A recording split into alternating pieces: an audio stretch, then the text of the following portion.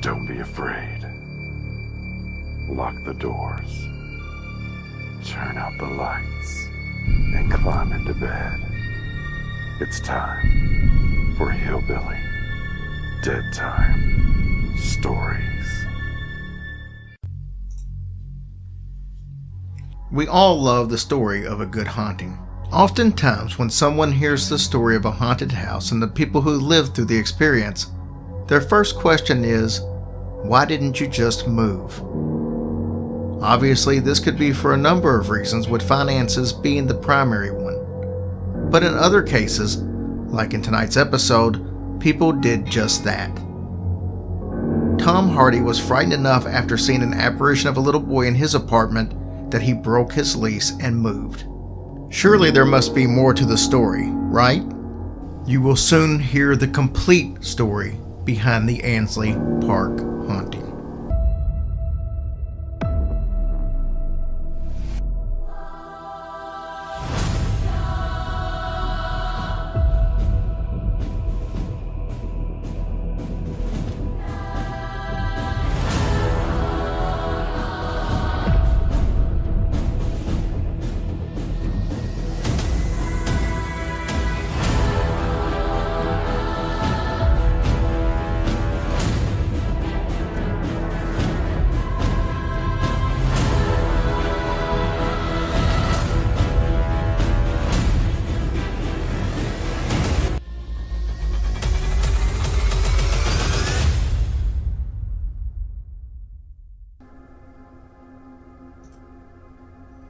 Today, Tom Harding is an engineer in his late 50s. He's married with children. His education has given him a strong science background.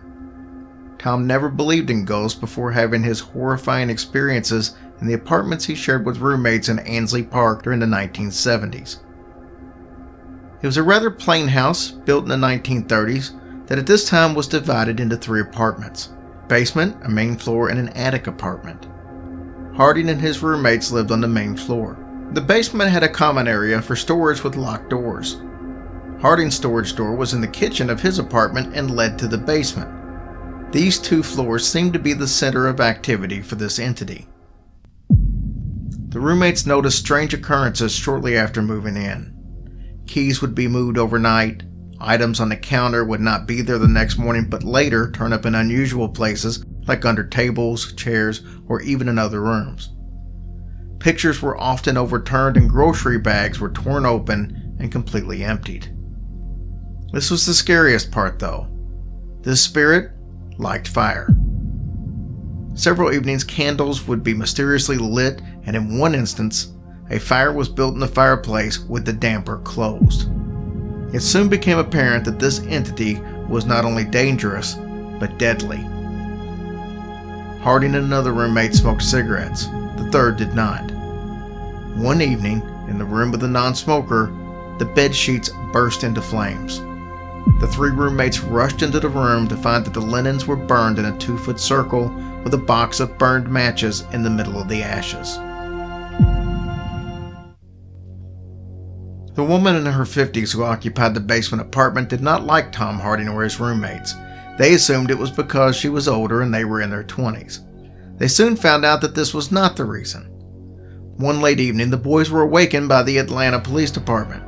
The woman below them had reported that someone had broken into her apartment while she was at work and taken a bottle of milk and poured it all over her counter. She suspected her upstairs neighbors. The only way the roommates could have gotten access was to either break in or enter through their storage door.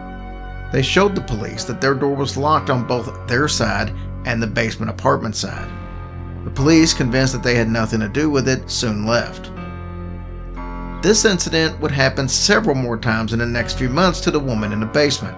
In fact, after this incident, Harding and his roommates noticed that the same things were happening in their apartment. They would return home to an open fridge and various contents poured all over the floor. Things were about to take a horrific turn though. One of the roommates brought home a puppy.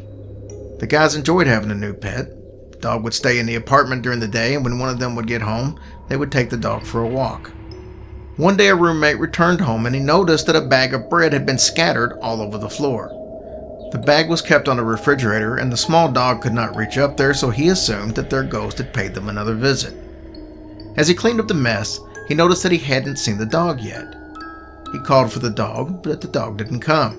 He searched every room and soon found the dog. The dog was dead. It had been suffocated with the bread bag over his head. It had been suspended with its head wedged in the curve of the drain pipe below the toilet.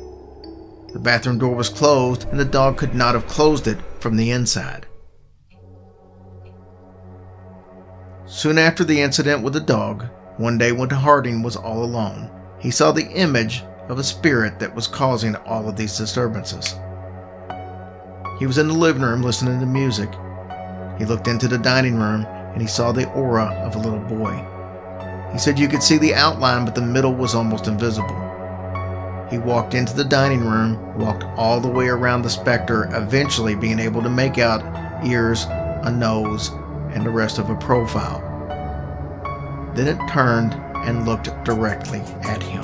Harding said it scared him totally out of his wits. He turned and left the house and went to a payphone to call someone to come pick him up. The next day, all three roommates contacted the landlord and requested to be released from their lease.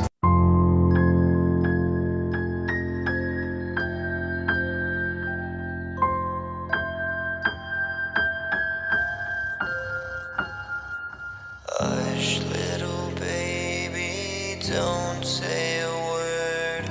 Or Daddy has to fight off a zombie herd. And once that zombie herd is dead, Daddy has to hack off the devil's head. And if that devil's head gets hacked, Daddy has to hunt down a werewolf pack. And when that werewolf pack goes down, Daddy has to slaughter an evil clown. And after the evil clown is killed, Daddy has to take on a vampire guild.